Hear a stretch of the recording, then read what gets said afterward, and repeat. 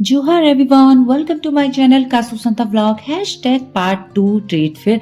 Part 1 आपने देख लिया होगा, नहीं देखा तो एंड स्क्रीन शेयर कर दूंगी। और ये जो मेरे हाथ में है ये बर्गर है, बट ये कैंडल वैक्स बर्गर है जो कि काफी सारे स्वीट्स में शेप और बियर, फ्रूट्स एंड फ्लावर्स काफी अच्छे शेप में थे, जो लास्ट 2 ईयर से बहुत ज्यादा ट्रेंड हो रहे हैं। ये मोतीचूर लड्डू वाले कैंडल्स, अगर आपको याद हो, वैक्स वाले।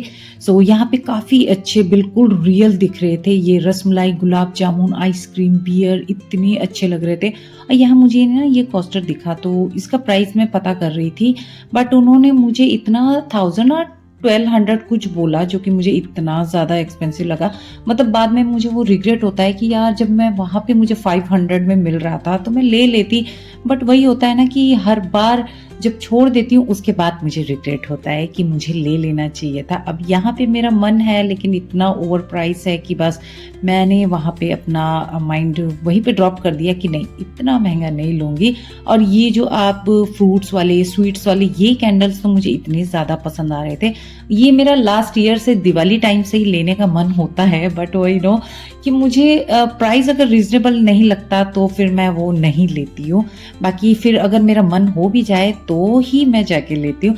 देन ये सब देखने के बाद थोड़ा सा आगे हम बढ़े। सो यहाँ पे वही मधुबनी प्रिंट के साड़ी एंड सूट पीस वगैरह मिल रहे थे, जो कि प्राइस उन्होंने ड्रॉप किया हुआ था 1200 में। सो मैं यहाँ से लेना चाहती थी, बट यहाँ का जो फैब्रिक था कुछ रफ सा लग रहा था, ऐसा स्मूथ नहीं लग रहा था जो मैंने फर्स्ट वन मेरे ब्लॉग 1 में आपने देखा होगा। उसके बाद ये मधुबनी पेंटिंग, और ये एक है, इसका तो मैं हमारे लैंग्वेज में इसको करवट जो बोलते हैं, जो कि यहाँ पे इसमें ड्राई करके रखा हुआ था।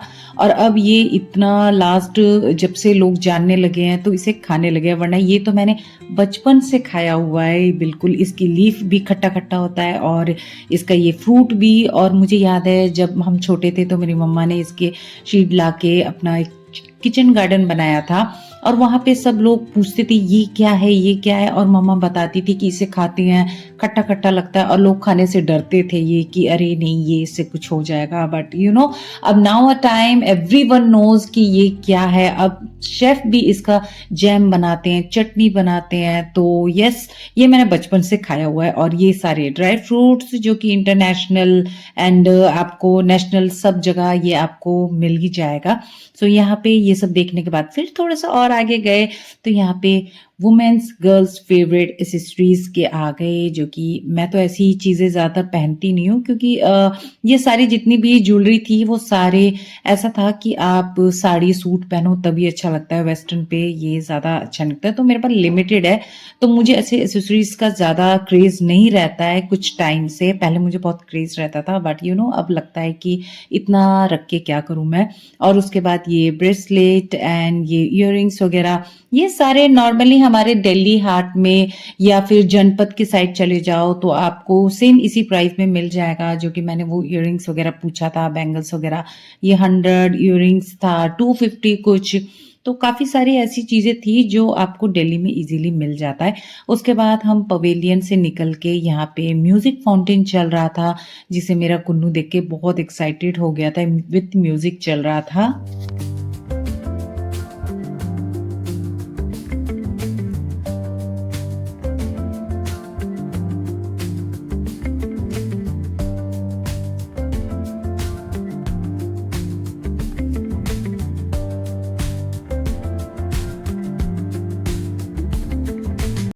म्यूजिक फाउंटेन देखने के बाद भूख लगनी शुरू हो गई थी बच्चों को, और जैसी फूड स्टॉल की तरफ गई, यहाँ दाबेली वड़ा पाव, ये देख के तो मुझे भुवनेश्वर की याद आ गई, क्योंकि मैंने फर्स्ट दाबेली वहीं पे खाया था। क्योंकि दाबेली नाम सुनते ही लग रहा था कि कुछ अलग डिफरेंट होगा, बट बाद में पता चला ये मैश पोटैटो और नमकीन मिला के बन में अच्छे तरह फिल करके वही होता है दाबेली। मतलब सोचा कुछ और था और निकला कुछ और। सो काफी सारा स्टॉल एक्सप्लोर करने के बाद मेरे बच्चों को तो सिर्फ यहाँ पे पिज्जा ही खाना था। तो यहाँ पे मेरे बच्चों ने margherita pizza and choco volcano अपने लिए ऑर्डर करा लिया, जो कि मतलब मोस्ट ऑफ द बच्चे यही पसंद करते हैं कि जिसमें कोई वेजी ना हो, सिर्फ टॉप में चीज़ ही चीज़ भरा हो। तो बच्चे तो अपना पिज़्ज़ा खा रहे थे, तो मैं और चाची यहाँ पे मुंबई स्टाइल वड़ा पाव हमने खाया और उसके साथ ही मैंने थोड़ा-सा ये भेलपूरी भी मँगवा लिया था। तो सबने थोड़ा-सा खा लिया था एज़ अ इवनिंग स्नैक्स। फटाफट इवनिंग स्नैक्स खाने के बाद अब हम फटाफट से अपना एक्सप्लोर करना चाहते थे, क्योंकि पहुँचे हम लोग 2:30 कुछ थे और जितना हो सके हम चाहते थे कि एक्सप्लोर कर सके। सो हम लोग अब फर्स्ट फ्लोर ऊपर की तरफ जा रहे हैं and look at the view on the top. कितना अच्छा लग रहा है। जैसे-जैसे अंधेरा होगा ना, ये और भी अच्छा लगेगा। आपको मैं अभी लास्ट में दिखाऊँगी। सो उसके बाद जब हम दूसरे पवेलियन पे गए तो यहाँ पे छत्तीसगढ़, मेघालय, एनसीटी ऑफ दिल्ली, उत्तराखंड यही सब था। तो जैसे ही हम अंदर गए तो ये वही स्टेट वाइज़ हर जगह थोड़े-थोड़े स्टॉल हर जगह लिमिटेड थे। तो यहाँ पे हमने सोचा कि छत्तीसगढ़ में जाते हैं, दिल्ली में नहीं जाएँगे। दिल्ली एक ऑप्शनल था हमारा कि देखेंगे, जाएँगे तो जाएँगे वरना स्किप कर देंगे।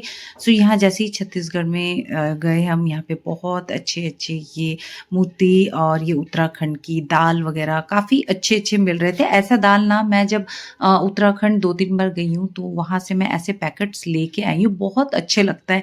मिक्स दाल, वहाँ के राजमा वग़ैरह बहुत अच्छे लगते हैं। मतलब यहाँ का टेस्ट अलग होता है और अब दूसरे स्टेट का लाओ तो बहुत ही अच्छा और डिफरेंट टेस्ट करता है। सो यहाँ पे मैंने ये 1-2 पैकेट इसके ले लिए थे, जो कि ईच 300 केजी का पैकेट था ये। और उसके बाद जब हम आगे गए तो यहाँ पे ये सोप मिल रहा था, जो कि आपके स्किन टैन को, पिंपल्स को, पोर्स को पूरा अच्छे से रिमूव एंड स्मूथ कर देगा। और ये जो सोप है ये गॉट मिल्क से बना हुआ था, तो वो वहाँ पे बता रहे थे। तो इसके 3 स्टेप थे। एक आप इससे अपना फेस वॉश करो, देन उसके बाद सीरम यूज़ करो और एक लोशन देंगे, जो कि सेट ऑफ 3 था, ओनली रुपीज़ 300। सो हमें था कि नहीं ले, क्योंकि अगर हम एक बार लेंगे फिर हमें दोबारा ये ऑनलाइन मंगाना पड़ेगा, क्योंकि ये दिल्ली में अवेलेबल नहीं है। देन ये सब देखने के बाद हम लोग घुस ही गए दिल्ली में, मतलब ना चाहते हुए भी। और ये घुंघरू वाली इयररिंग्स तो अभी इतनी ज़्यादा ट्रेंड हो रखे हैं कि आपको ऑनलाइन, आप किसी भी ऑफलाइन शॉप में भी चले जाओ तो आपको ये बहुत ईज़िली अवेलेबल हो जाएगा। तो ये सब देखने के बाद उसके बाद हम लोग ये साउथ की तरफ घुस गए थोड़ा-सा। तो ये साउथ में ये चिप्स वग़ैरह मिल रहे थे, बेडशीट वग़ैरह। सो मैं यहाँ से 2 बेडशीट लेके गई, जो कि बहुत अच्छे रीज़नेबल प्राइस में लगा।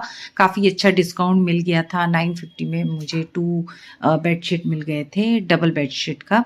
सो यहाँ पे काफ़ी सारे बेडशीट देखने के बाद 2 बेडशीट लिया और भी मैंने थोड़ी बहुत शॉपिंग की है। ये जो बैग देख रहे हो ना, ये सिर्फ़ और सिर्फ़ मेरा है, मैंने इससे शॉपिंग की है। मन तो बहुत कुछ था कि और भी शॉपिंग करूँ, लेकिन वही होता है कि पकड़ेगा कौन?